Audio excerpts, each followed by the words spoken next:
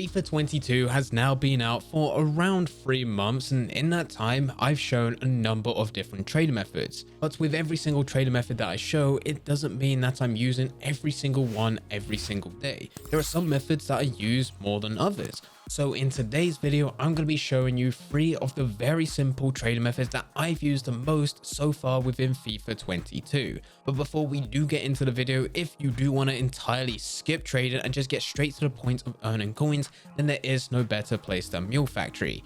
Head over there to get yourself some cheap FIFA 22 coins, completely reliable, and if you use Fnatic 5 at checkout, you'll also get yourself a 5% discount. Link can be found in the description down below.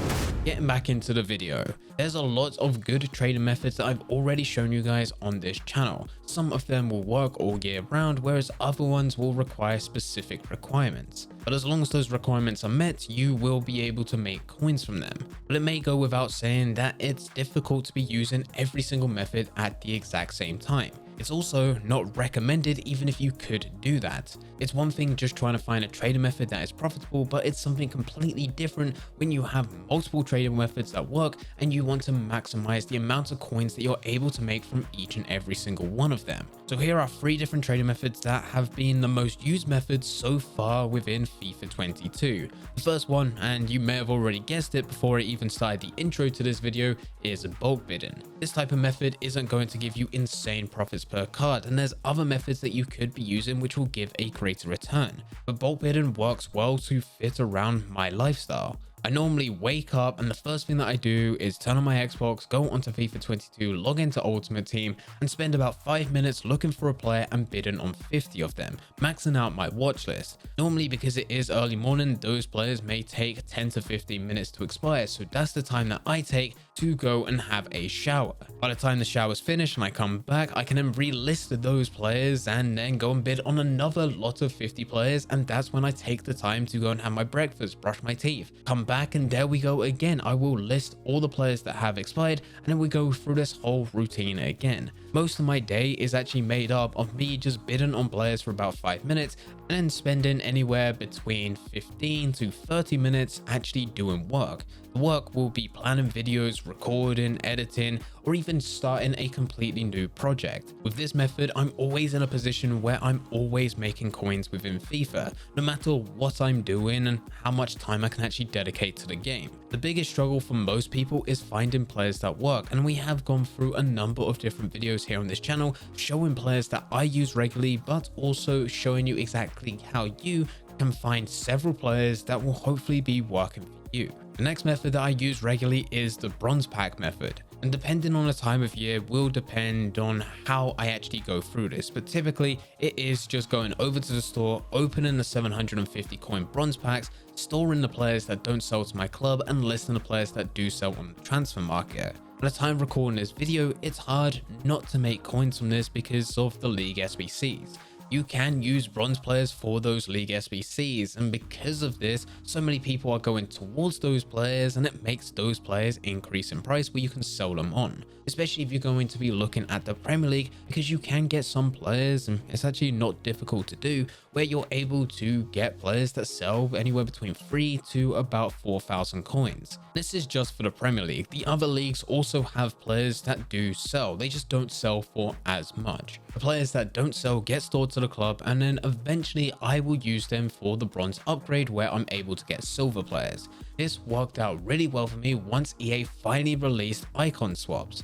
You can get icon swaps by going through objectives, and those objectives will require you to play certain game modes, to go through certain game modes with a certain team, or score X amount of goals, or get a certain amount of assists. None of the objectives are difficult, but normally you need to have a certain league or a certain nationality. And because of how many bronze packs I've opened within the past and how many of those players got stored to the club, I had a lot of different leagues and a lot of different nationalities. What made things even better is that once I did eventually upgrade those players, We then got silver untradeable versions, which were also then able to be used within those objectives. I can then easily complete those objectives, get an icon swap, use that icon swap to go through some of those SBCs that are available. See, the bronze pack method isn't just about bringing coins into the account, in which it can do that. It's also about doing everything else. It's not too difficult for you to go through the bronze pack method and for it to eventually move over to you finishing objectives, you finishing SBCs.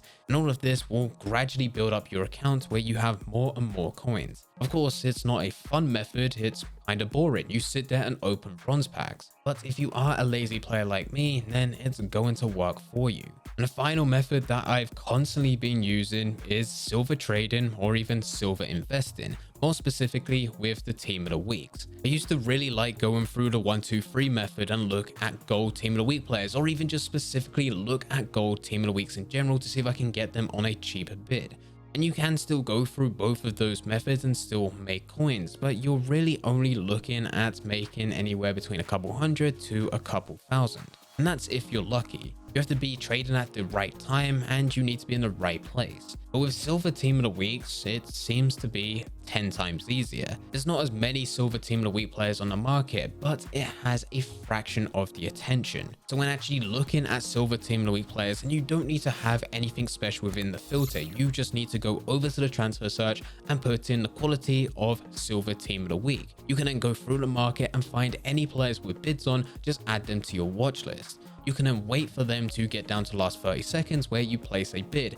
And most of the time, because that attention is a fraction of what you'll have with any other type of player within the game, you're able to get them thousands of coins below market value. And it's not just 1 or 2 players. No, this near enough happens on every trade that you go through. It's not rare for you to find a player on a bid at 13,000 coins, for you to win that player with no competition, and for you to sell that player a few hours later at around 20,000 coins. Now, the reason I say a few hours is because, yes, it is silver team of the week players. You do need to relist them, but they do sell. You just need to have that consistency, making sure that they're always up in the market and they're always at their cheapest. If you don't have the patience to sit around and wait for them to go down to the last 30 seconds, you can also use them within sniping filters. Sniping filters where you just put quality as team of the week silver, find the lowest buy now, take about 1,000 coins away, and then just keep on searching the market. Yet again, people don't do this because they think silver team of the weeks don't get packed that often, which is true, but because we're looking at the whole silver market, it makes it incredibly easy. You'll probably only be able to get one every 1 or 2 minutes, but yet again, there's no competition, so you don't need to be insanely fast, and yes, you will still be able to get them way below that market value, where you can then relist them for a couple thousand coins profit. And the last way in which I've been making coins out of silver team of the week players is by investing. For those that have been following the channel for a long time, you will know that every single Wednesday, just before a new team of the week is released, I will buy some of the players that were in the previous team of the week just before they're taken out of packs. And normally the players that I buy and send to the club is anyone between 10 to 20k that fit within the top 5 major leagues, being Premier League, Liga and Serie A, Bundesliga and La Liga. Well, alongside that, I also buy any of the cheap silver team of the week players. You can get some of these players at around 10 to 13,000 coins on average. Once they're taken out of packs, it doesn't take long for there to be a very limited supply.